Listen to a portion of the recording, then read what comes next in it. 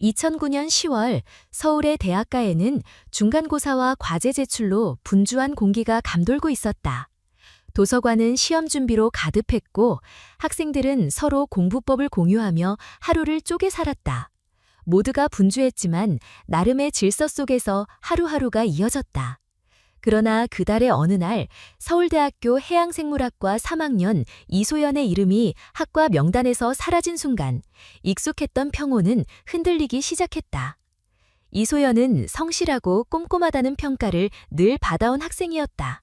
실험 과제를 정리할 때도 빠짐이 없었고 동아리 모임에서도 발표 준비를 세세하게 챙기는 모습으로 기억되었다. 평소 일정표를 정리하는 습관이 있었고 아르바이트와 학업을 병행하면서도 계획에서 벗어나는 일이 거의 없었다. 친구들은 그녀를 두고 늘 시간표처럼 사는 사람이라고 표현하곤 했다. 주중에는 카페 아르바이트를 하며 생활비를 마련했고 주말에는 연구 논문 스터디에 참여했다. 바다거북의 이동 경로 데이터를 분석하고 싶다는 장래의 꿈도 분명히 이야기했다.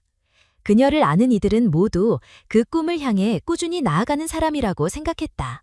사건이 시작된 날도 처음에는 평범했다. 이소연은 아르바이트 근무를 마치고 늦은 밤 카페 문을 닫았다. 평소처럼 단체 채팅방에 짧은 근황을 남기고 다음 주 세미나 발표 일정도 공유했다. 지도 교수는 새로운 해양 보전 정책 자료를 링크로 보냈고 동기들은 시험 준비 상황을 나눴다. 모두가 각자의 할 일을 정리하며 하루를 마무리하던 시각이었다. 밤이 깊어지자 메시지는 점점 줄어들었다. 각자 과제를 붙잡고 있었고 일부는 연장 운영되는 도서관으로 향했다. 그러나 그날 밤 이후로 이소연의 기록은 멈췄다. 카페 마감 보고가 마지막이었다. 개인 일정 앱에는 다음 날 아침 강의 전 예습 메모가 비어 있었고 평소 자잘하게 표시되던 체크마크도 더 이상 이어지지 않았다. 친구가 빌려간 책을 돌려주고 싶다며 메시지를 보냈지만 읽지 않았다. 보통 빠른 답장을 하던 습관을 아는 친구는 조금 의아했지만 시험 기간에는 연락이 늦어지는 일이 흔하기에 대수롭지 않게 여겼다. 몇 시간쯤 지나도 특별히 걱정할 이유는 없었다. 다음 날 아침 강의실 출석부가 화면에 띄워졌다. 교수는 공지사항을 전했고 팀 프로젝트 배정표를 설명했다. 학생들의 이름이 하나씩 불렸지만 이소연의 이름이 있는 칸은 비어 있었다. 처음에는 크게 주목하지 않았다. 그러나 발표 준비를 늘 꼼꼼히 해오던 사람이 동기들의 뇌리에 남았다. 같은 조를 맡은 학우들은 전날 공유된 참고문항 목록을 다시 확인했고 과제 제출 공지가 반복되었다. 출석부의 빈칸은 조용히 지나갈 수 있는 일이었지만 이번에는 달랐다. 수업이 끝나도 연락은 닿지 않았다. 학과 사무실 게시판에는 새로운 공지가 붙었고 학생 대표는 저녁 세미나 참석 여부를 다시 확인했다. 시간이 흐르자 동기들 사이에서 메시지가 오갔다. 한 명은 기숙사 측정 연락처를 찾았고 다른 한 명은 룸메이트에게 개인적으로 연락을 했다. 그러나 답은 늦게 왔다. 모두가 수업과 과제를 오가며 시간을 쪼개 쓰던 날이었기 때문이다. 정오가 가까워지자 마침내 룸메이트가 단호하게 말했다. 어젯밤 귀가 기록이 없다. 생활관 출입 시스템의 타임라인에 비어있는 구간이 확인된 것이다. 사람들은 스스로 안심할 이유를 찾으려 했다. 시험 기간에는 도서관에서 밤을 새우거나 스터디 카페에서 공부하다가 아침 수업으로 넘어오는 경우가 흔했다. 그러나 이소연은 시험 기간에도 일정을 벗어나지 않았다. 지도 교수에게 보낸 메일 초안이 자동 저장 폴더에 남아있었고 연구실 서버에 업로드할 데이터를 새벽에 정리하겠다는 메모도 있었다. 그러나 그 메모는 실행되지 않았다. 그 사실이 동기들의 마음속에 작은 경고처럼 남았다. 오후가 되자 채팅방 알림음은 잦아졌다. 어떤 이는 학과 조교에게 조심스럽게 문의했고 또 다른 이는 학생지원센터 연락처를 찾아 공유했다. 생활관 사무실로 전화를 걸어 야간 귀가 확인 절차를 물어보는 학생도 있었다. 모두가 존댓말을 유지했지만 메시지에는 점차 우려가 담겼다. 질문들은 하나의 방향으로 수렴했다. 혹시 시스템 오류인가? 아니면 일정이 변한 건가? 그러나 답은 명확하지 않았다. 저녁이 되었지만 이소연의 휴대전화는 여전히 꺼져 있었다.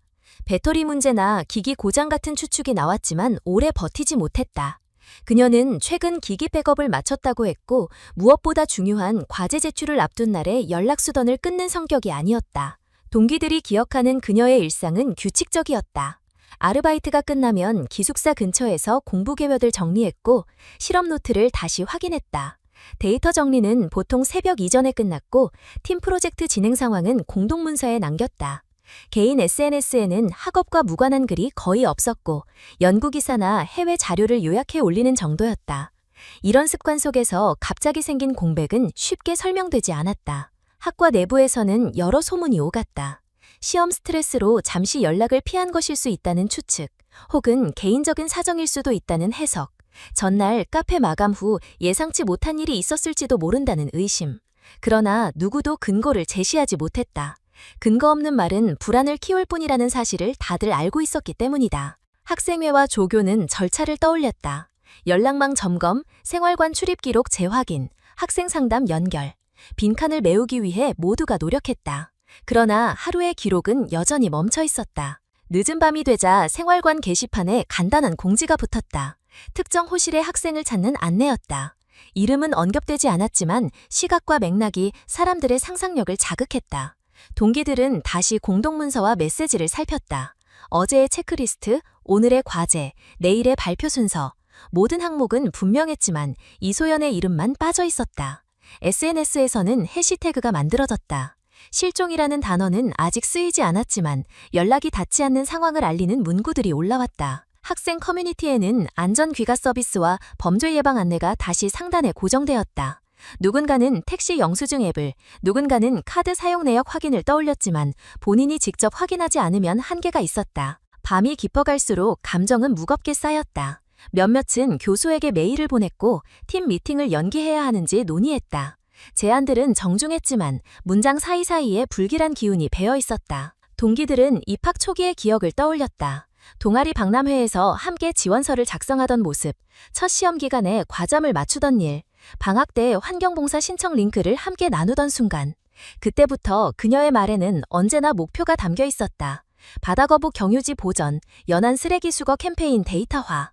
그 연속된 흐름이 오늘 갑자기 끊겼다는 사실이 이상하게 다가왔다. 학생들은 체크리스트를 만들었다. CCTV 확인 요청, 긴급 연락망 정리, 지도교수와 학년 대표 역할 분담, 생활관 야간 확인. 각자 맡은 일을 정리했고 추측성 발언은 자제하자는 합의가 형성되었다. 그러나 마음속의 불안은 쉽게 가라앉지 않았다.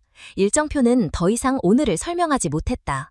어제까지의 계획은 분명했지만 오늘은 어긋나 있었다. 새벽이 가까워질수록 걱정은 짙어졌다. 누구도 단정적인 말을 하지 않았고 모두가 배려하는 언어를 유지했다. 그러나 채팅방 구석구석에 스며든 불안은 사라지지 않았다. 그날 밤의 마지막 기록은 간단했다. 아침 첫 시간에 학과 차원에서 공식 확인을 진행하자는 공지, 학생회 메일로 모인 사실 요약, 생활관 협조 요청 준비, 추측을 자제해달라는 당부. 사람들은 피곤에 지쳐 화면을 닫았다.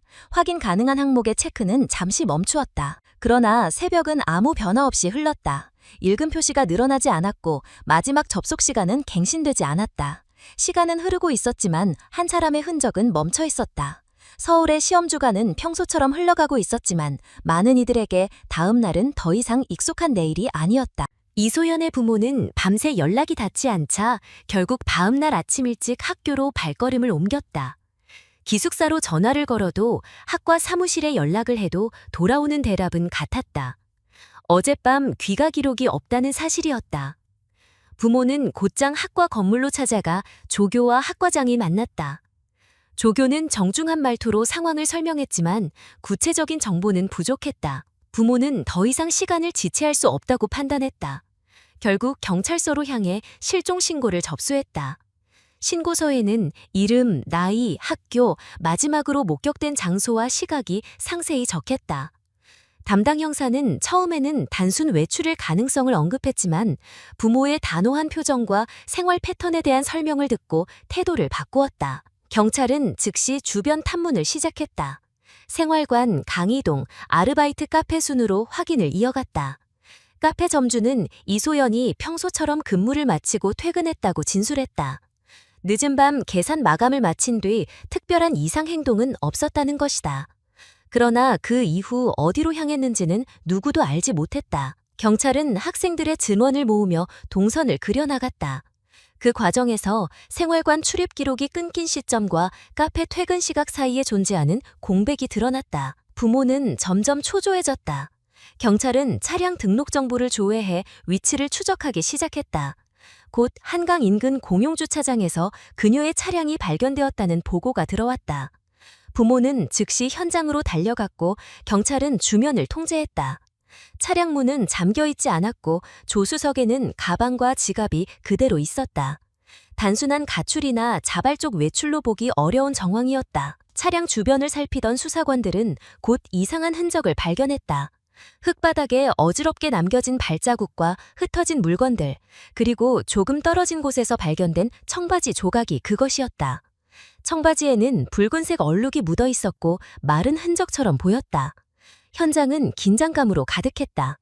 경찰은 증거물을 수거해 국립과학수사연구원으로 보냈다. 부모는 현장에서 무너질 듯한 심정으로 서 있었다. 그러나 경찰은 신중을 강조하며 아직 단정할 수 없다고 말했다. 이 소식은 곧 언론에 전해졌다. 서울대 여학생 연락 두절, 차량 한강 인근에서 발견이라는 제목의 속보가 인터넷 포털을 장식했다. 기사에는 이름이 공개되지 않았지만 나이와 학교 정보만으로도 많은 이들이 대상을 특정할 수 있었다. 학과 학생들은 기자들의 전화를 받기 시작했고 일부는 익명으로 인터뷰에 응했다. 성실하고 계획적인 학생이었다는 증언이 기사로 실렸다. 뉴스가 확산되자 학생 커뮤니티는 술렁였다. 게시판에는 안전귀가 서비스 링크와 범죄 예방 수칙이 다시 상단에 고정되었다. 몇몇은 성급히 의혹을 제기했지만 다수는 조심스럽게 상황을 지켜보자는 입장이었다. 그러나 불안은 점차 커졌다. 강의실에서 빈자리를 볼 때마다 학생들은 침묵했고 교수는 수업을 시작하기 전 안전에 유의하라는 말을 덧붙였다. 경찰은 본격적으로 수색을 시작했다. 차량 주변을 중심으로 수색견이 투입되었고 강변과 인근 산책로를 따라 흔적을 추적했다. 그러나 많은 사람이 오가는 장소여서 뚜렷한 발자취를 잡기는 어려웠다. 그럼에도 발자국과 찢어진 청바지, 혈흔은 단순 실종이 아닌 범죄 가능성을 강하게 시사했다. 수사팀은 현장 사진을 남기고 모든 증거를 봉인했다. 부모는 경찰서에서 장시간 조사를 받았다. 딸의 생활 패턴, 연락 빈도, 대인관계, 최근의 변화 여부 등 세세한 질문이 이어졌다. 부모는 담담히 답했지만 대답이 끝날 때마다 긴 침묵이 뒤따랐다. 이소연이 집과 연락을 끊을 이유는 전혀 없었고 최근에 특별히 힘들어하던 모습도 없었다. 경찰은 점차 사건을 단순 실종이 아닌 형사사건으로 전환하기 시작했다. 언론은 사건 현장을 연일 보도했다. 주차장 주변에서 촬영된 화면에는 경찰이 테이프를 치고 현장을 조사하는 모습이 잡혔다. 시민들은 TV와 인터넷을 통해 소식을 접하며 충격에 빠졌다. 하루아침에 대학생이 흔적도 없이 사라질 수 있나? 라는 질문이 퍼졌다. 온라인 댓글창에는 분노와 안타까움이 뒤섞인 반응이 이어졌다. 학생회는 긴급 회의를 열었다. 밤늦게 이동할 때 두세 명씩 함께 다니자는 권고, 학교 셔틀버스 연장 운행 요청, 기숙사 출입 강화 요구가 정리되었다. 그러나 학생들의 불안은 쉽게 가라앉지 않았다. 특히 같은 전공 학생들은 연구 프로젝트가 중단될 위기에 놓이며 불안과 상실감을 동시에 느꼈다. 교수들도 수업 중 학생들의 표정에서 긴장감을 읽을 수 있었다. 경찰은 CCTV 확보에 나섰다. 차량이 발견된 공용주차장의 카메라를 확인했지만 화질이 낮아 특정 인물이나 차량 번호를 포착하기 어려웠다. 다만 특정 시간대 차량 근처에서 움직이는 그림자가 희미하게 잡혔다. 수사팀은 이 장면을 정밀 분석하기 위해 전문가를 투입했다. 밤이 깊어가자 부모는 경찰서 대기실에 남아 있었다. 친척들이 위로의 말을 건네며 음식을 가져왔지만 부모는 손도 대지 못했다. 그들의 눈에는 피곤과 절망이 동시에 어려 있었다. 그러나 경찰은 포기하지 않았다. 확보된 증거를 국과수로 보내고 목격자 제보를 기다렸다. 학생들은 SNS에 이소연의 사진을 공유하며 제보를 요청했다. 혹시라도 본 사람이 있으면 연락해달라는 문구와 함께 해시태그가 빠르게 확산되었다. 전국적인 관심으로 번졌지만 당장 새로운 단서는 나오지 않았다. 모두가 같은 사진과 같은 문장을 공유했지만 실질적인 진전은 없었다. 시간이 지날수록 불안은 더 커졌다. 동기들은 강의실의 빈자리를 볼 때마다 입을 다물었고 교수는 안전을 당부하는 말을 반복했다. 캠퍼스 전체가 무거운 공기에 잠겼다. 학생들은 각자 할 수 있는 역할을 찾았지만 근본적인 답은 경찰 수사에 달려 있었다. 이틀째 저녁 부모는 경찰에 단호히 말했다. 우리 딸은 평소와 달리 귀가하지 않았다. 이것은 단순 실종이 아니다. 경찰은 그 진술을 공식 보고서에 기록했다. 사건은 이제 단순 실종에서 의심스러운 형사사건으로 성격이 바뀌었다. 서울의 한 구역은 더 이상 안전하다고 말하기 어려운 공간이 되었다. 사람들의 대화 속에는 두려움이 스며들었고 학부모들은 자녀에게 일찍 귀가하라고 당부했다. 이소연의 이름은 이제 단순한 학생의 이름이 아니라 공동체 전체가 지켜봐야 하는 존재로 자리 잡기 시작했다. 그리고 부모의 마음속에는 설명할 수 없는 예감이 자리 잡았다. 기다린다고 돌아올 상황이 아니라는 예감, 그러나 끝까지 희망을 놓을 수 없는 갈등이었다. 경찰은 추색을 이어갔고 학교와 학생들은 하루하루 불안 속에서 소식을 기다렸다.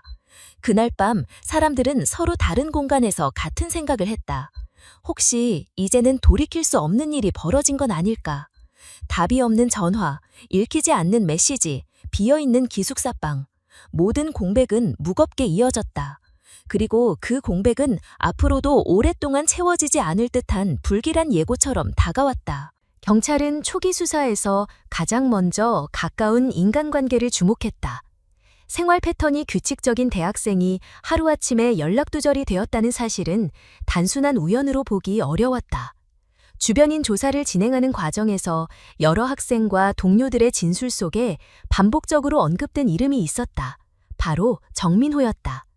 그는 이소연의 전 남자친구였고 같은 학교 경영학과에 재학 중이었다. 나이로는 2살이 많았으며 학내에서는 활발하고 사교적인 성격으로 알려져 있었다. 두 사람은 1년 넘게 교제했지만 몇 달 전 갑작스럽게 결별했다.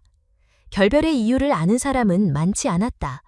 일부는 이소연이 학업과 연류에 더 집중하기 위해 스스로 관계를 정리했다고 말했고, 또 다른 일부는 민호가 술자리와 동아리 활동에 치중하면서 잦은 갈등이 있었다고 전했다.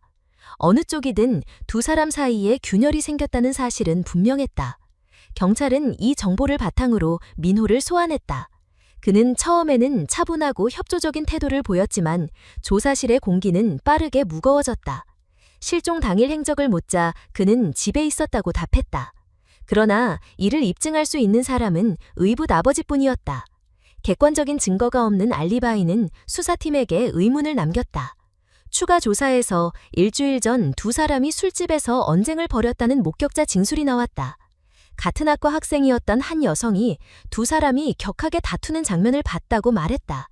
그녀의 기억에 따르면 이소연은 관계를 확실히 끝내자고 했고 민호는 받아들이지 못한 채 언성을 높였다. 그날 이후 두 사람이 다시 만나는 것을 본 사람은 없었지만 이 목격담은 민호에 대한 의심을 키웠다. 언론은 이 사실을 빠르게 보도했다. 전 남자친구 주요 용의자로 지목이라는 제목의 기사가 인터넷을 장식했다. 기사에는 민호의 이름이 직접 언급되지는 않았지만 학생들은 이미 누구인지 알고 있었다. 온라인 커뮤니티에는 그의 사진과 추측이 떠돌았다. 일부는 충분히 가능성이 있다고 했고 또 다른 일부는 증거도 없이 몰아세우는 것이라며 반박했다. 하지만 분위기는 이미 기울어 있었다. 민호의 일상은 순식간에 무너졌다. 강의실에서는 속삭임이 이어졌고 동아리 모임은 해산 분위기로 변했다. 교수들까지 그를 주시했다. 그는 억울함을 호소했지만 설득력은 약했다. 의붓 아버지와 함께 있었다는 말은 경찰에게조차 충분하지 않았다. 결국 경찰은 민호의 DNA를 채취해 국가수에 분석을 의뢰했다. 현장에서 발견된 청바지 조각에 묻은 혈흔과 대조하기 위해서였다. 며칠 후 결과가 나왔다. DNA는 일치하지 않았다. 국가수 보고서는 명확했다. 피해자의 것으로 추정되는 혈흔 외에 전 남자친구의 DNA는 발견되지 않았다. 이 결과는 수사 방향에 큰 변화를 가져왔다. 경찰은 공식적으로 민호를 용의선상에서 제외하지는 않았지만 중심을 두었던 시선이 흔들렸다. 그러나 사회적 평판은 이미 회복하기 어려웠다.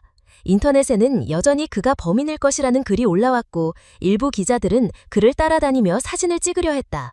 민호는 수업에 나오지 못했고 결국 휴학계를 제출했다. 그는 나는 아무 잘못이 없다고 말했지만 사람들은 쉽게 믿지 않았다. 이소연의 부모에게도 이 결과는 복잡한 감정을 안겼다. 처음에는 분노와 원망이 민호에게 향했지만 DNA 불일치라는 결과 앞에서 다시 혼란스러워졌다. 그럼 누가 딸을 사라지게 했단 말인가? 경찰은 조심스럽게 다른 가능성도 열어두고 수사하겠다고 설명했지만 부모의 마음은 더 깊은 어둠 속으로 빠져들었다. 학생 사회도 둘로 갈라졌다. 어떤 이들은 여전히 민호를 의심하며 증거는 불완전할 수 있다고 주장했다. 또 다른 이들은 무죄 추정의 원칙을 강조하며 잘못된 악인이 한 사람의 인생을 망가뜨리고 있다고 우려했다. 학과 게시판에는 확실한 증거 없이 개인을 지목하지 말자라는 글이 올라왔지만 이미 확산된 소문을 거두기는 어려웠다. 민호는 인터뷰 요청을 받았지만 대부분 거절했다. 드물게 카메라 앞에 선 자리에서 그는 나는 그날 집에 있었고 나름대로 증명도 했다. 하지만 사람들은 믿지 않는다. 진실은 언젠가 밝혀질 거라 믿는다고 말했다. 그의 말은 다시 인터넷에서 논란이 되었다. 누군가는 연민을 보냈고 누군가는 거짓말이라며 비난했다. 경찰은 수사가 진전되지 않는 동안 새로운 방향을 모색해야 했다. 그러나 초점이 민호에게 쏠려 있는 사이 다른 단서들은 흐려졌다. 언론은 경찰의 성급한 판단이 수사를 지연시킨다는 비판을 내놓았다. 사람들은 점점 경찰의 능력에 회의를 느꼈고 사건은 해결되지 않은 채 불안만 키워갔다. 이소연의 이름은 단순한 학우의 이름이 아니라 사회적 이슈가 되었다.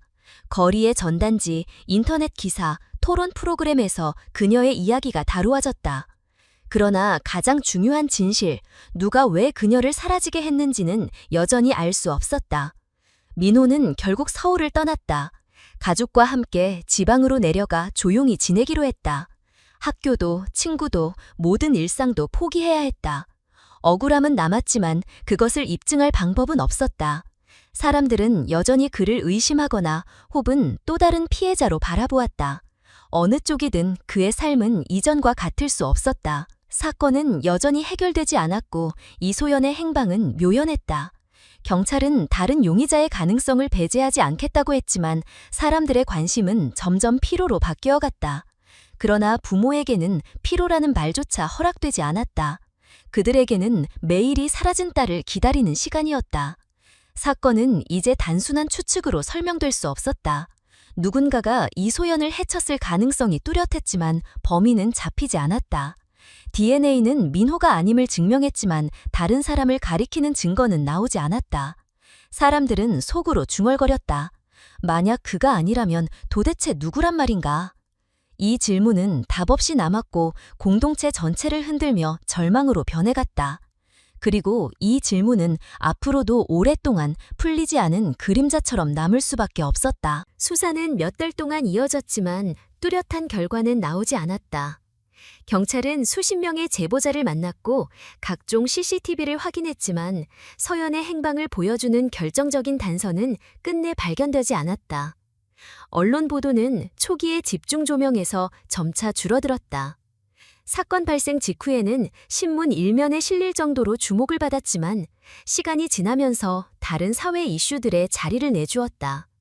여전히 관심을 가진 이들은 있었지만 뉴스의 비중은 점점 작아졌다. 경찰은 2009년 10월 말 공식 발표를 통해 사건을 장기 미제 사건으로 분류한다고 알렸다. 성인이 실종된 경우 일정 기간 수사가 진행된 뒤 유의미한 단서가 나오지 않으면 실종 장기화 또는 미제 사건으로 정리된다. 경찰 내부에서는 더 이상 새로운 증거가 없다는 말이 오갔다. 국가수 분석도 추가적인 DNA를 확보하지 못했고 주변인 조사도 한계에 다다랐다. 결국 수사팀은 사건 기록을 장기 미제 파일에 넣을 수밖에 없었다. 이 발표는 서열의 가족에게는 사실상의 종결 선고로 다가왔다. 딸을 되찾을 수 있을 거라는 희망이 완전히 사라진 것은 아니었지만 공식 기관이 더 이상 진전을 보여주지 않겠다는 선언은 부모의 마음을 무너뜨렸다. 어머니는 식사를 거의 하지 못했고 침대에서 일어나지 못하는 날이 늘어났다. 아버지는 출근을 유지하려 했지만 매일 아침 경찰서에 전화를 걸어 새로운 소식이 없는지 묻는 일을 멈추지 않았다. 대답은 언제나 같았다. 아직 진행 중인 내용은 없습니다. 주변 이웃과 친척들은 위로하려 애썼다. 그러나 시간이 흐르면서 위로의 말마저 점점 줄어들었다. 친척 모임에서도 화제에 올리는 것을 조심했고 친구들도 서연의 이름을 꺼내는 걸 주저했다. 사람들은 더 이상 뭐라 말해야 할지 몰랐다. 가족만이 홀로 사건에 매달렸다. 학교 안에서도 서연의 부재는 서서히 일상 속의 빈칸이 되어갔다. 교수들은 더 이상 수업 시간에 그녀의 이름을 언급하지 않았고 학생들은 출석부의 빈칸에 익숙해졌다. 처음 며칠은 그녀의 자리를 보며 침묵하던 친구들도 몇 주가 지나자 시험 준비와 취업 준비로 바빴다. 간혹 동기들이 모여 회상할 때만 그녀의 이름이 언급되었다. 항상 꼼꼼하게 발표 자료를 준비하던 애였는데 라는 말은 잠깐의 공간만 남기고 다시 현실로 돌아갔다. 인터넷에서도 관심은 빠르게 식었다. 초반에는 커뮤니티와 기사 댓글에 수백 개의 추측과 의혹이 쏟아졌지만 다른 사건이 생기자 자연스럽게 주목은 옮겨갔다. 남겨진 건 오래된 기사 링크와 몇몇 사람들의 기억뿐이었다. 사람들은 여전히 불안해하면서도 더 이상 목소리를 내지 않았다. 서연의 부모는 이런 흐름을 받아들일 수 없었다. 그들은 직접 전단지를 인쇄해 대학가와 지하철역, 동네 상가에 붙였다. 우리 딸을 찾습니다 라는 문구와 고등학교 졸업사진이 실린 전단지는 하루가 멀다 하고 새로 제작되었다. 그러나 대부분의 사람들은 바쁘게 걸음을 옮기며 그 전단지를 스쳐 지나갔다. 시간이 지나자 전단지는 비바람에 젖어 색이 바래고 찢어졌다. 부모는 다시 전단지를 교체하며 기억해달라는 마음으로 거리를 다녔다. 어머니는 보건소에서 상담을 받기 시작했다. 의사는 불안장애와 우울 증세가 심각하다며 약을 처방했지만 약을 복용해도 마음의 공허함은 채워지지 않았다. 아버지는 회사에서 조퇴를 반복하다 결국 장기 휴직을 신청했다. 회사 동료들은 이해한다는 말을 했지만 현실적으로는 그의 빈자리를 메우기 어려워했다. 결국 그는 직장을 잃을 위기에 놓였다. 그러나 그에게는 더 중요한 일이 있었다. 하루라도 딸을 찾기 위한 노력은 멈출 수 없었다. 가족은 여러 기관에 탄원서를 제출했다. 청와대 국민청원 게시판에도 글을 올렸고 국회의원 사무실을 찾아가 면담을 요청했다. 장기 미제 사건에 대한 국가적 지원이 필요하다는 호소였다. 그러나 돌아온 답변은 대부분 형식적인 것이었다. 안타까운 상황이지만 현재 제도상으로는 경찰의 재수사 외에 다른 방법이 없다는 것이었다. 그러나 시간은 흘러 어느덧 사건 발생 1년이 지났다. 일주기 추모 모임이 열렸지만 처음의 관심과는 달리 소수만이 참석했다. 일부 동기와 교수, 몇몇 시민단체 관계자가 모여 촛불을 들었다. 그러나 언론은 작은 단신으로만 이 소식을 다뤘다. 부모는 사람들의 발걸음이 줄어드는 것을 보며 더 깊은 고립을 느꼈다. 이후 매년 같은 날 가족은 작은 기념 모임을 이어갔다. 참석자는 점점 줄었고 결국 가족과 몇몇 가까운 친구들만 남았다. 그러나 그들의 마음속에서 사건은 결코 과거가 되지 않았다. 매일이 실종 당일의 연장이었고 시간은 멈춘 듯 흘렀다. 세월이 쌓이면서 주변에서는 이제는 받아들여야 하지 않겠냐는 말이 흘러나왔다. 이웃들은 이제는 마음을 추스르고 건강을 챙기셔야 한다고 했다. 그러나 부모는 결코 받아들일 수 없었다. 딸의 방은 그대로 두었고 책상 위의 메모와 책들은 당시 모습 그대로였다. 옷장은 손도 대지 않았다. 부모는 언젠가 돌아올 거라는 희망으로 그 공간을 지켰다. 사건은 사회적으로는 차갑게 식은 사건이 되었지만 가족에게는 여전히 뜨겁게 불타는 상처였다. 경찰의 기록에 남은 몇 줄의 문장과 달리 부모에게는 하루하루가 고통이었다. 아버지는 매일 경찰서에 전화를 걸어 같은 질문을 반복했고 어머니는 매일 딸의 이름을 부르며 잠들었다. 답없는 기다림은 그들을 지치게 했지만 포기라는 단어는 입에 담지 않았다. 결국 사건은 공식적으로 장기 미제 사건으로 분류되었다. 사회는 다른 사건으로 관심을 옮겼고 언론은 더 이상 서연의 이름을 기사 제목에 쓰지 않았다. 그러나 부모의 시간은 멈췄다. 그들에게 2009년 10월은 아직 끝나지 않았다. 그리고 이 정지된 시간은 앞으로도 오랫동안 이어질 운명을 예고하고 있었다. 2023년 초 한국 사회는 장기 미제 사건에 대한 새로운 수사 방식을 도입한다는 뉴스를 접했다. 유전자 계보학 기법을 활용해 기존에 해결하지 못했던 사건들을 다시 들여다본다는 것이었다. 이는 미국이나 유럽 일부 지역에서 이미 성과를 거둔 방식이었고 국내에서도 시범적으로 적용하기로 결정된 것이다. 사람들은 그 소식을 짧은 기사로 읽고 지나갔지만 서연의 부모는 그 순간 마음속에 오랜만에 불씨 같은 감정을 느꼈다. 혹시 딸의 사건도 다시 다뤄질 수 있지 않을까 하는 희망이었다. 경찰은 전국적으로 미제 사건 파일을 다시 검토하기 시작했다. 국과수와 협력해 과거에 확보했으나 기술적 한계로 분석이 충분히 이루어지지 못했던 DNA 샘플을 새롭게 분석할 계획이었다. 서연 사건 역시 그 목록에 포함되었다. 당시 현장에서 발견된 찢어진 청바지 조각과 혈흔 샘플은 2009년 당시 기술로는 불완전하게만 판독되었고 데이터베이스에서 일치하는 인물을 찾지 못했었다. 하지만 최신 기술을 적용하면 훨씬 더 정밀한 유전자 프로필을 구성할 수 있었다. 3월 국립과학수사연구원은 서연 사건의 증거물을 다시 꺼내들었다. 오랫동안 보관되어 있던 증거물은 조심스럽게 다뤄졌다. 연구원들은 최신 장비로 DNA를 추출하고 미세한 손상까지 보정하는 과정을 반복했다. 여러 차례의 시도 끝에 이전보다 훨씬 많은 유전적 정보를 확보하는 데 성공했다. 그것은 과거에 불가능했던 수준이었다.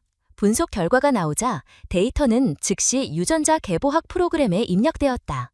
이는 공공 유전자 데이터베이스에 등록된 사람들과의 연관성을 찾아내는 방식이었다.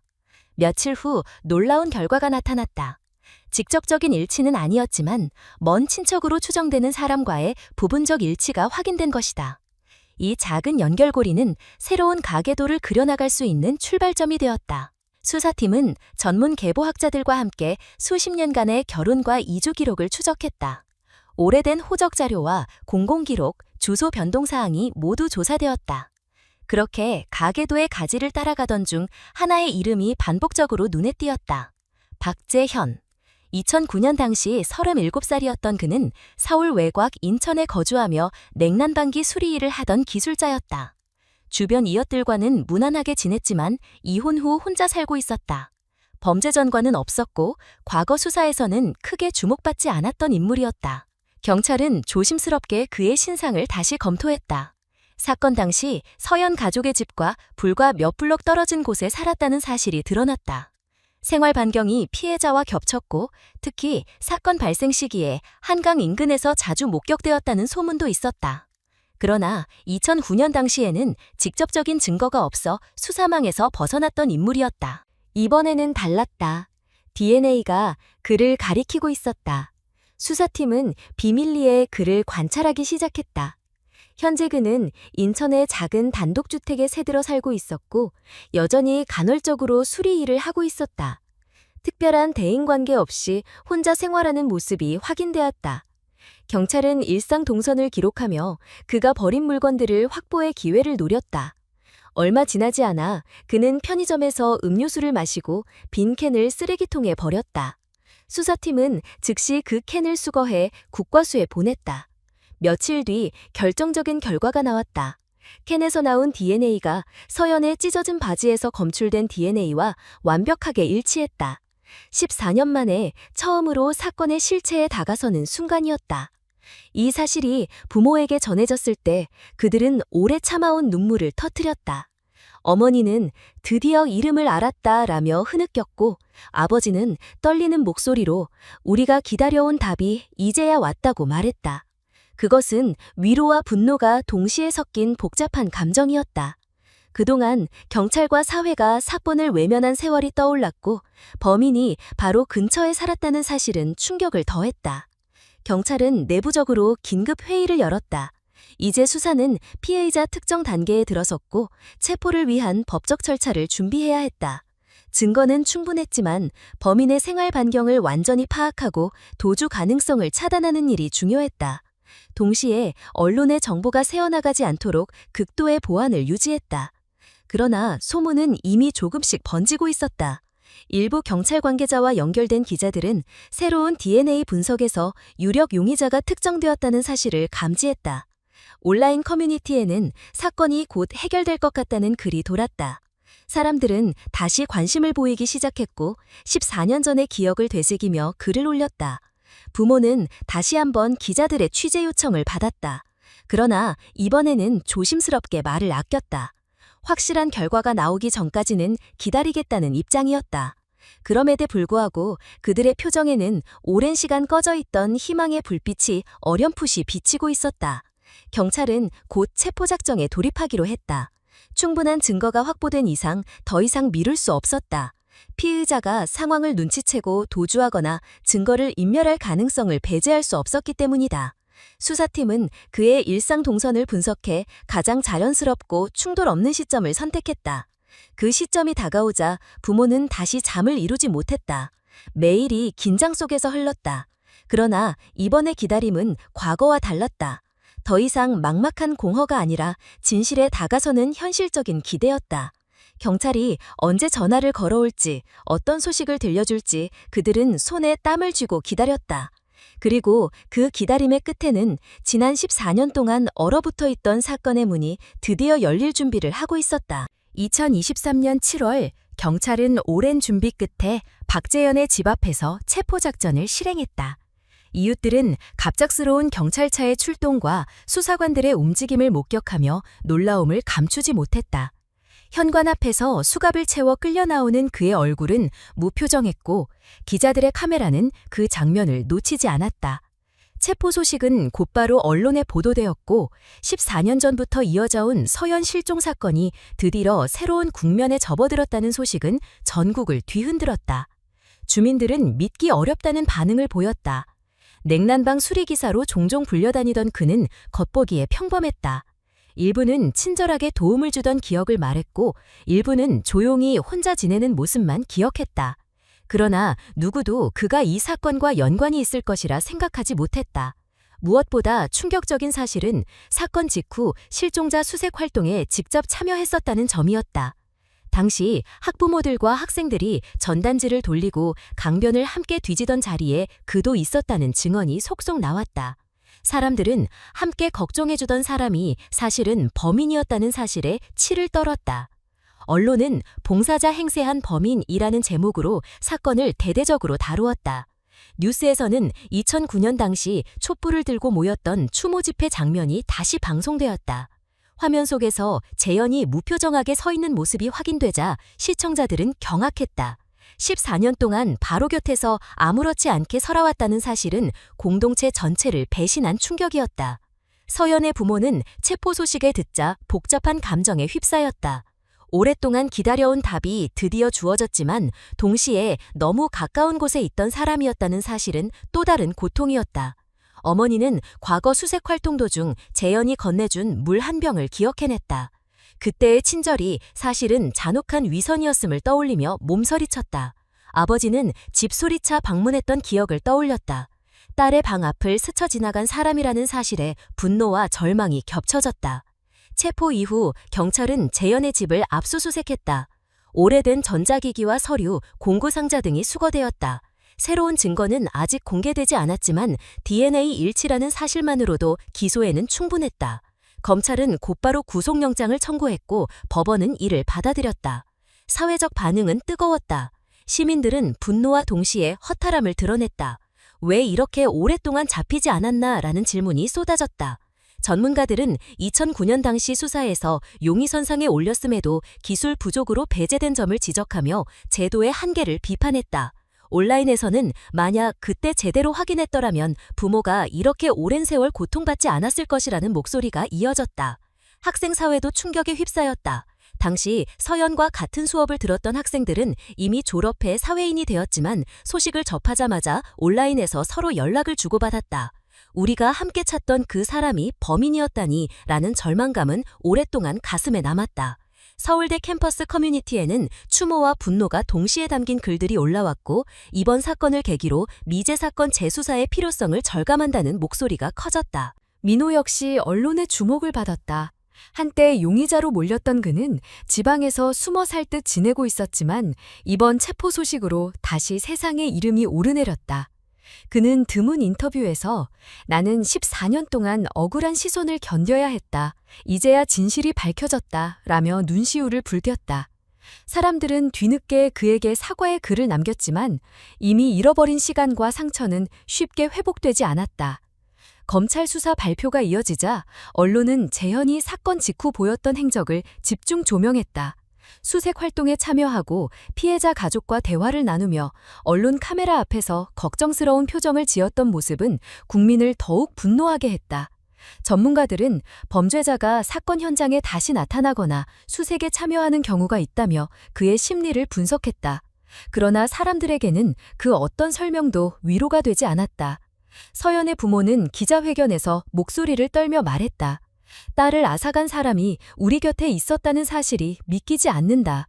오랫동안 우리와 함께 울어주던 사람이 사실은 가해자였다. 이것은 단순한 범죄가 아니라 잔혹한 기만이다. 그들의 말은 전국으로 생중계되었고 많은 사람들을 눈물 짓게 했다. 한편 지역사회는 불안에 휩싸였다. 우리 이웃이 사실은 살인범이었다니 앞으로 누구를 믿을 수 있나? 라는 질문이 돌았다. 온라인에서는 이웃이 평범해 보여도 결코 안심할 수 없다는 불안한 논의가 이어졌다. 범죄 심리학자들은 평범한 외양 뒤에 감춰진 폭력성이 드러난 사례라며 사회적 경각심을 강조했다. 체포 소식이 알려진 이후 재현은 수사기관에서 장시간 조사를 받았다. 그러나 그는 처음에는 구체적인 진술을 피하며 묵묵부답으로 일관했다. 경찰은 그의 DNA가 사건 증거와 일치한다는 사실을 제시하며 압박했다. 그의 태도는 크게 변하지 않았지만 수사팀은 충분한 증거를 확보했다고 자신했다. 구속 이후 언론은 매일같이 그의 이름을 헤드라인에 올렸다. 뉴스에서는 사건의 전개와 과거 기록들을 재조명했고 전문가 패널들은 장시간 토론을 이어갔다. 그러나 진실을 직접 마주한 사람들에게는 어떤 분석도 공허하게만 들렸다. 가장 중요한 건 범인이 잡혔다는 사실이었지만 동시에 왜 이렇게 늦었는가라는 분노는 쉽게 사라지지 않았다. 서연 사건은 이제 다시 한국 사회의 중심 화제로 떠올랐다. 사람들은 다시 한번 길거리와 온라인에서 그녀의 이름을 이야기했고 14년 전 잊힌 듯 보였던 사건은 뜨거운 현재로 돌아왔다. 부모는 여전히 슬픔 속에 있었지만 적어도 이제는 이름 없는 공백이 아니라 구체적인 얼굴을 마주한 상태였다. 그날 이후 서연 사건은 단순히 한 사람의 실종 사건이 아니라 제도의 한계와 사회적 책임을 묻는 질문이 되었다. 경찰과 검찰은 비판을 피할 수 없었고 시민들은 다시 한번 정의를 요구했다. 체포는 시작이었을 뿐 진실을 밝혀내고 정의를 세우기 위한 과정은 이제 막 열렸다. 그리고 부모는 마음속으로 다짐했다. 우리는 끝까지 지켜볼 것이다. 이제 진실을 숨길 수는 없다. 14년 동안 얼어붙었던 기다림은 새로운 국면을 맞이했고 사건의 어둠 속에서 드디어 빛이 비치기 시작했다. 고속된 박재현은 처음 며칠 동안 완강하게 입을 다물었다. 변호인 입회하에 진행된 조사에서도 그는 기억이 나지 않는다거나 오래된 일이라 설명하기 어렵다는 말만 반복했다. 그러나 수사팀은 DNA 일치라는 명백한 증거를 들이밀며 압박을 이어갔다. 당시 현장에서 발견된 찢어진 청바지 조각, 혈흔, 차량의 상태는 모두 그가 범행에 관여했음을 가리키고 있었다. 더 이상 부정하기 힘든 상황에 몰리자 그는 마침내 진술을 내놓았다. 그의 목소리는 담담했지만 내용은 충격적이었다.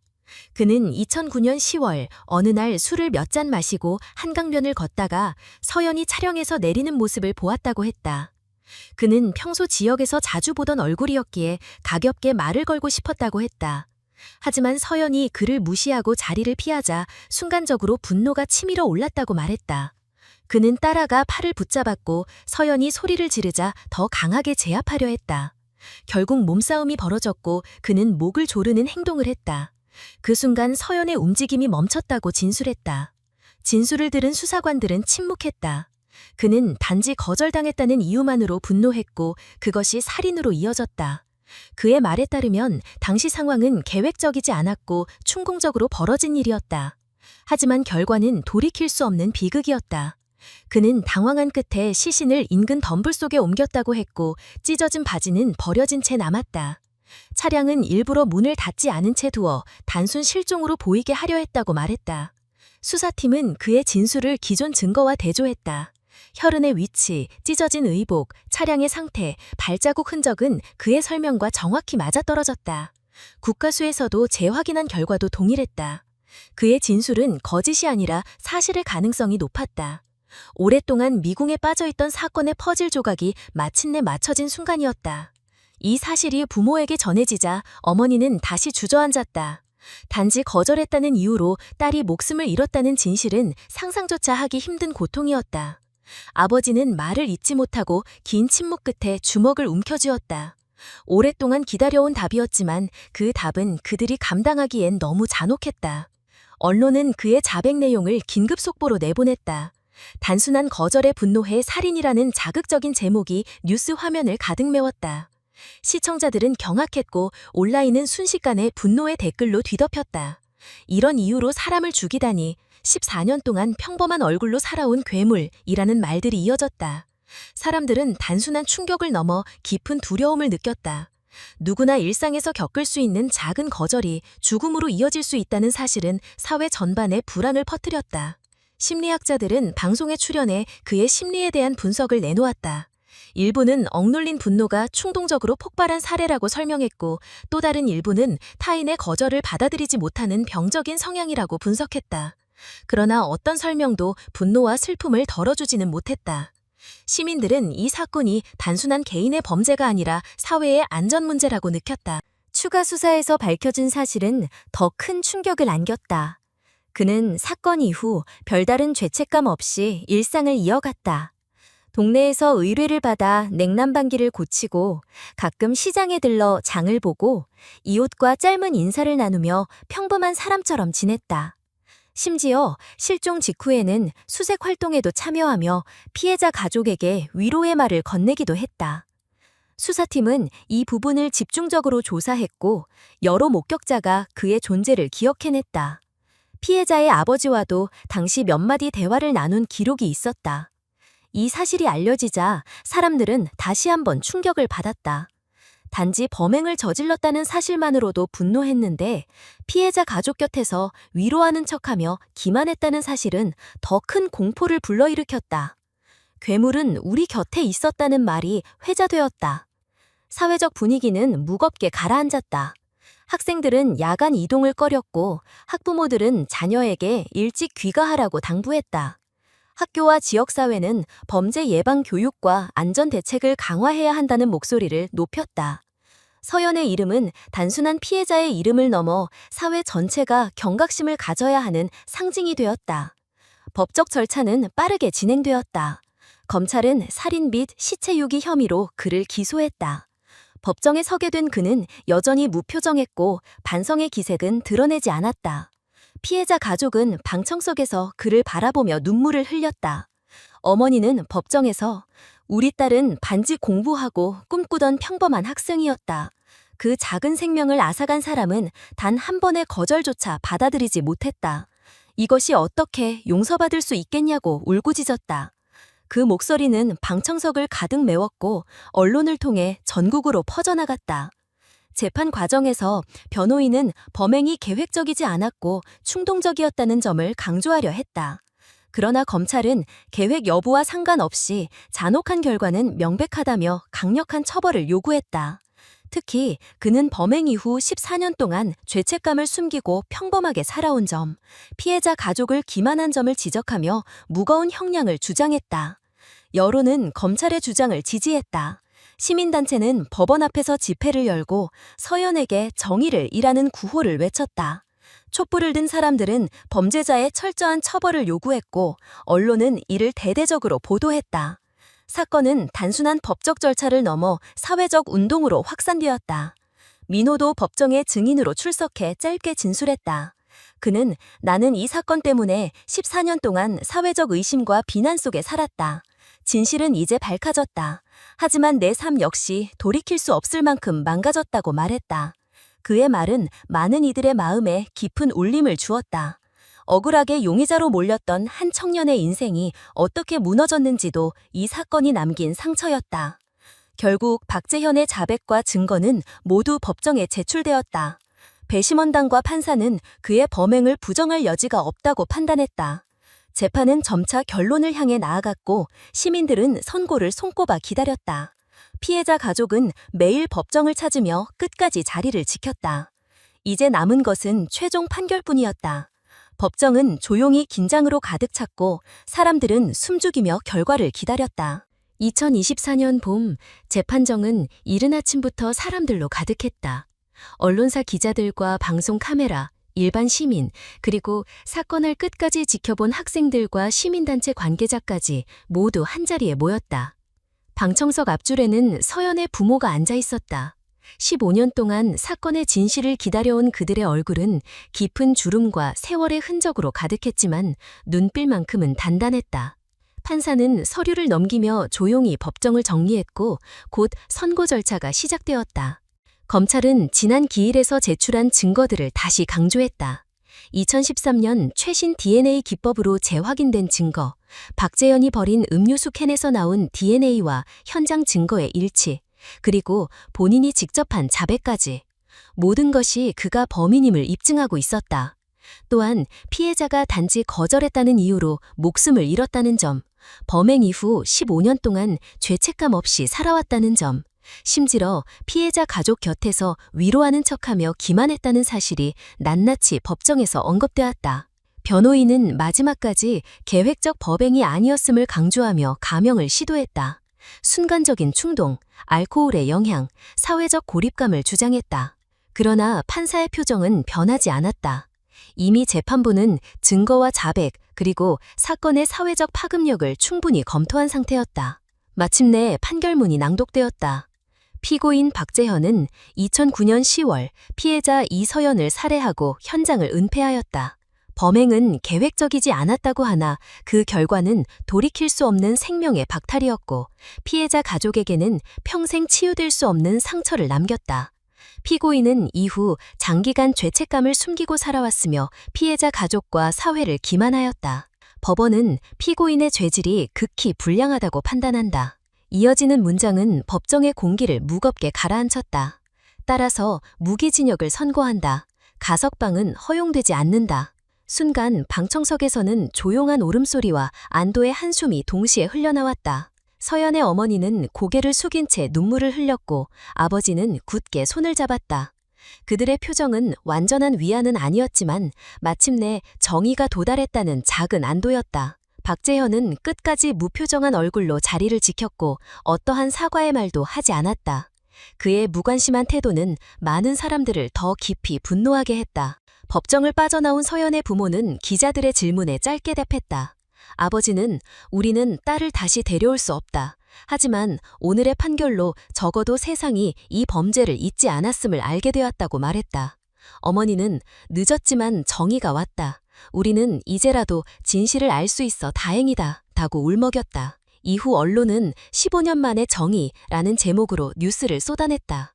서울 시내 곳곳에서 이번 사건을 계기로 장기 미제 사건에 대한 제도적 보완이 필요하다는 논의가 이어졌다. 전문가들은 DNA와 같은 과학적 증거를 끝까지 보존하고 재분석할 수 있는 체계를 마련해야 한다고 강조했다. 국회에서도 관련 법안 논의가 시작되었고 경찰은 장기 미제 사건 전담팀을 확대하기로 발표했다. 대학 사회 역시 변화가 있었다. 서울대학교는 서연의 이름을 딴 장학금을 제정했다. 해양생물학을 전공하는 학생들에게 주어지는 장학금으로 그녀가 이루지 못한 꿈을 후배들이 이어가길 바라는 뜻이 담겼다. 장학금 수여식에는 부모가 참석했고 어머니는 딸의 이름이 불리는 순간 눈물을 멈추지 못했다. 아버지는 서연이 사랑했던 바다를 지키려는 이들이 앞으로 나아가는 데 도움이 되길 바란다고 말했다. 시간이 흐르면서 서연 사건은 단순히 한 가족의 비극이 아니라 사회 전체가 기억해야 할 교훈으로 자리 잡았다. 사람들은 매년 10월이면 그녀를 떠올렸고 대학 캠퍼스에서는 안전과 존중에 대한 세미나가 열렸다. 학생들은 서로를 배려하는 문화를 만들자고 다짐했다. 무엇보다 이 사건은 인간관계 속에서 거절이 존중되지 않을 때 어떤 비극이 발생할 수 있는지를 드러냈다. 서연은 단지 자기 의사를 분명히 했을 뿐이었다. 하지만 상대는 그것을 받아들이지 못했고 그 결과 한 생명이 사라졌다. 사회는 이 사건을 통해 개인의 선택과 의사를 존중하는 문화가 얼마나 중요한지 절실히 깨닫게 되었다. 부모는 여전히 매일 딸을 그리워했다. 빈 방은 여전히 손대지 않은 채 남아 있었고 사진 속의 미소는 세월이 흘러도 변하지 않았다. 그러나 이제 그들은 조금은 다른 마음으로 하루를 보냈다. 진실이 밝혀졌고 정의가 이루어졌다는 사실이 슬픔을 조금 덜 무겁게 만들었다. 어머니는 지역 모임에 나가 비슷한 아픔을 겪은 가족들과 함께 목소리를 내기 시작했고, 아버지는 미제 사건 피해자 가족 모임에서 활동하며 제도 개선을 요구했다. 2025년 정부는 이서연 법이라 불리는 법안을 통과시켰다. 모든 범죄 현장의 증거는 기술이 발전할 때까지 반드시 보존해야 하며 장기 미제 사건은 주기적으로 재검토해야 한다는 내용을 담고 있었다. 언론은 이것을 한 학생의 짧은 삶이 남긴 큰 변화라고 평가했다. 사람들은 여전히 한강을 지날 때면 2009년의 그날을 떠올렸다. 그러나 이제 그 기억은 단순한 공포가 아니라 다시는 같은 일이 반복되지 않아야 한다는 다짐으로 바뀌었다. 대학 강의실에서는 사건을 사례로 삼아 범죄 심리학과 과학 수사의 발전을 설명했고, 법학 강의에서는 정의의 지연이 어떤 고통을 낳는지 이야기했다. 서연의 부모는 여전히 매년 기일에 작은 촛불을 켰다. 함께 했던 친구들과 후배들은 조용히 모여 그녀의 이름을 불렀다. 촛불은 꺼졌지만 그 불빛이 남긴 의미는 꺼지지 않았다. 이제 사람들은 이렇게 말한다. 정의는 늦게 올 수도 있다. 하지만 포기하지 않는 한 반드시 도착한다. 그리고 또 이렇게 덧붙인다. 한 사람의 목소리, 한 사람의 선택을 존중하는 문화가 곧 사회를 지키는 길이다. 이 사건은 한 청년의 삶을 앗아간 비극으로 끝나지 않았다. 그것은 우리 모두에게 남겨진 질문이자 다짐이었다. 누군가의 작은 거절이 존중받는 사회, 누구도 이유 없는 폭력에 희생되지 않는 사회, 그 약속을 지키는 것이 남겨진 우리들의 몫이라는 메시지가 조용히 그러나 깊게 마음속에 새겨졌다. 오늘 이야기를 끝까지 함께 해주신 모든 분들께 진심으로 감사의 말씀을 드립니다. 긴 시간 동안 귀 기울여주신 마음은 저희에게 큰 힘이 됩니다. 이서연의 이야기는 단순한 한 사람의 비극이 아니라 우리 사회 전체가 함께 기억해야 할 교훈입니다. 작은 거절조차 존중받지 못하면 얼마나 큰 비극으로 이어질 수 있는지, 그리고 정의가 늦게 찾아온다 해도 결코 포기하지 않는 노력이 얼마나 중요한지를 다시금 깨닫게 됩니다. 가족의 아픔은 결코 사라지지 않지만 그 아픔을 통해 제도가 바뀌고 사회가 한 걸음 더 나아갈 수 있다는 사실은 우리 모두가 잊지 말아야 할 부분입니다. 오늘 이야기가 누군가의 삶을 돌아보고 주변을 더 따뜻하게 바라보며 타인의 선택을 존중하는 계기가 되기를 바랍니다. 저희 채널은 앞으로도 잊히지 말아야 할 사건과 우리 사회가 함께 고민해야 할 주제를 꾸준히 다루겠습니다. 여러분의 작은 관심과 응원이 모여 더 큰 목소리를 만들 수 있습니다. 영상을 보신 후 마음에 남는 부분이 있다면 아래에 소중한 의견을 남겨주시고 함께 공감하셨다면 좋아요를 눌러주시길 부탁드립니다. 그리고 앞으로의 이야기를 계속 함께 해주시려면 꼭 구독해주시기 바랍니다. 다시 한번 시청해주신 모든 분들께 깊은 감사를 드립니다.